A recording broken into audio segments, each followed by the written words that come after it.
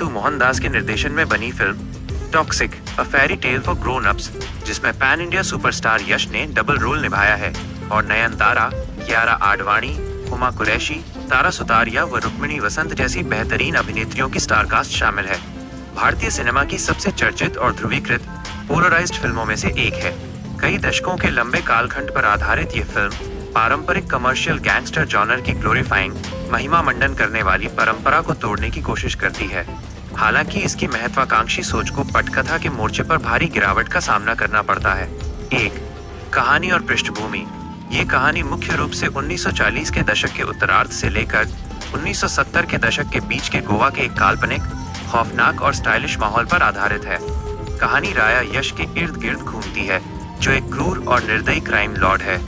बचपन के गहरे आघात, जहां उसकी मां ने उसके पिता की हत्या कर दी थी, को झेलने के बाद राया और उसकी बड़ी बहन गंगा, नयनतारा, गोवा के अंडरवर्ल्ड में ड्रग्स और अपराध का एक विशाल साम्राज्य खड़ा करते हैं। फिल्म की कहानी विश्वासघात, रिश्तों और रोमांस के इर्द गिर्द घूमती है, खास तौर पर राया की मंगेतर रेबेका, तारा सुतारिया और सर्कस कलाकार नादिया कियारा आडवाणी के साथ उसका तीव्र प्रेम प्रसंग। दूसरा भाग पीढ़ीगत आघात, जनरेशनल ट्रॉमा और राया के नाराज, बदला लेने वाले बेटे टिकट, जिसे भी यश ने निभाया है, की एंट्री के साथ एक खूनी और मनोवैज्ञानिक मोड़ लेता है। 2. अभिनय। यश का मजबूत प्रभाव और महिला कलाकार। यश अपनी केजीएफ फिल्मों के बाद सिल्वर स्क्रीन पर लौटे यश एक नापसंद और नैतिक रूप से भ्रष्ट एंटी हीरो की भूमिका में पूरी तरह ढल गए हैं। राया और टिकट के रूप में उनका दोहरा अभिनय उनके भारी स्टारडम और इंटेंसिटी को झलकाता है। हालांकि कमजोर पटकथा उन्हें कई बार रूढ़िवादी और अति नाटकीय घेरे में बांध देती है। Star cast. नयनतारा गंगू के रूप में और कियारा आडवाणी नादिया के रूप में फिल्म के कमजोर ड्रामा में जान फूंकने की कोशिश करती हैं। दुर्भाग्य से हुमा कुरैशी, तारा सुतारिया और रुक्मिणी वसंत के किरदारों को स्क्रिप्ट में बहुत कम स्पेस मिला है, जिससे वे मुख्य कहानी में महज एक सपोर्टिंग एलिमेंट बनकर रह जाती हैं। 3. निर्देशन, शैली और तकनीकी पक्ष। सिनेमैटोग्राफी और विजुअल्स।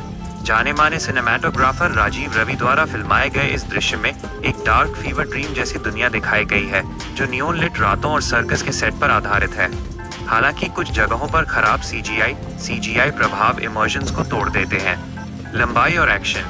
3 घंटे 14 मिनट से अधिक लंबी ये फिल्म अपनी अत्यधिक लंबाई के कारण थका देने वाली महसूस होती है।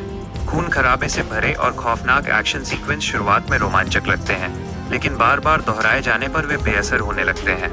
संगीत। रवि बसरूर का बैकग्राउंड स्कोर भारी और डरावना है। हालांकि फिल्म के लगातार और शोरगुल भरे माहौल में ये कई बार कानों को चुभने लगता है। 4. मुख्य कमजोरी।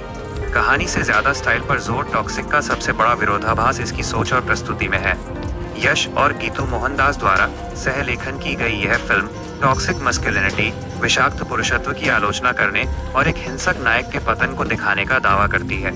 हालांकि फिल्म के अधिकांश हिस्से में नायक के नेगेटिव और हिंसक गुणों को स्लो मोशन शॉट्स, भड़काऊ डायलॉग्स और स्टाइलिश जीवन शैली के जरिए महिमा मंडित किया गया है।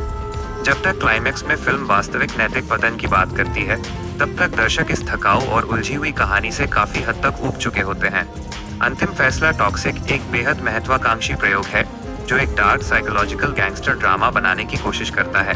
हालांकि इसके तकनीकी पहलू और यश का स्क्रीन प्रेजेंस हार्डकोर फैंस को आकर्षित कर सकते हैं, लेकिन इसकी जटिल पटकथा, धीमी रफ्तार और हिंसा का अतिरेक इसे आम दर्शकों के लिए एक कठिन परीक्षा बना देता है।